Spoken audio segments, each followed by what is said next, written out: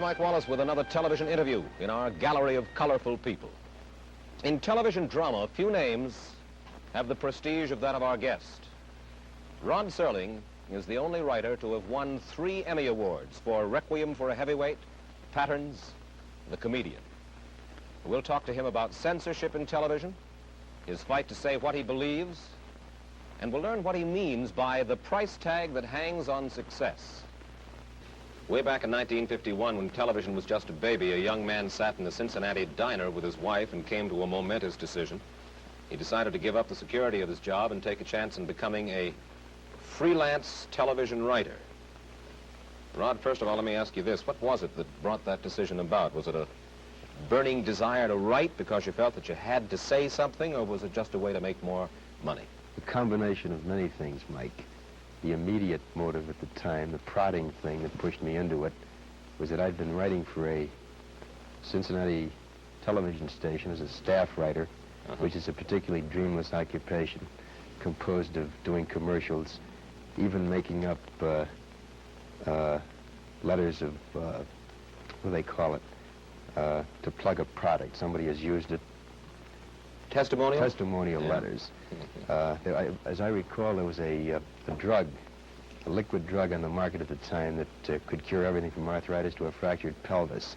And I actually had to write testimonial letters. And on that particular day, I just had it. And though I had been freelancing concurrent with the staff job, the best year I'd ever had, I think we netted about $700, which is hardly even grocery money. Yeah. And that one night, we just decided to, sink or swim and go into it. So you came here to New York?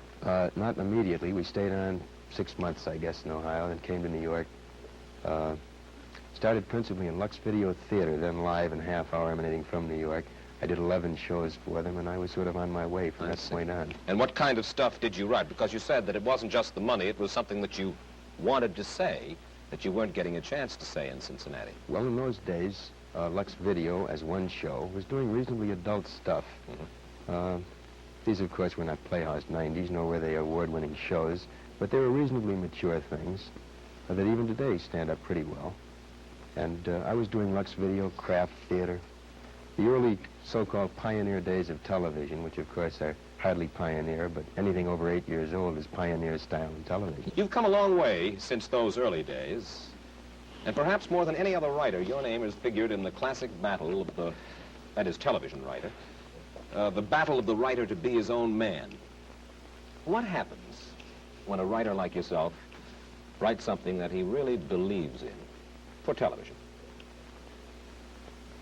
I'm not sure I understand the question, Mike. What happens, you mean, in terms of... Well, we hear a lot about censorship of the writer on TV. We've heard a good deal about it in your own case especially. Well, depending, of course, on the thematic treatment you're using, if you have the temerity to try to dramatize a theme that involves any particular social controversy currently extant, then you're in deep trouble. For instance? A racial theme, for example. The case in point, I think, a show I did for the Steel Hour some years ago, 3 years ago, called Noon on Doomsday, which was a story which purported to tell what was the aftermath of the alleged kidnapping in Mississippi of the Till Boy, the young Chicago Negro.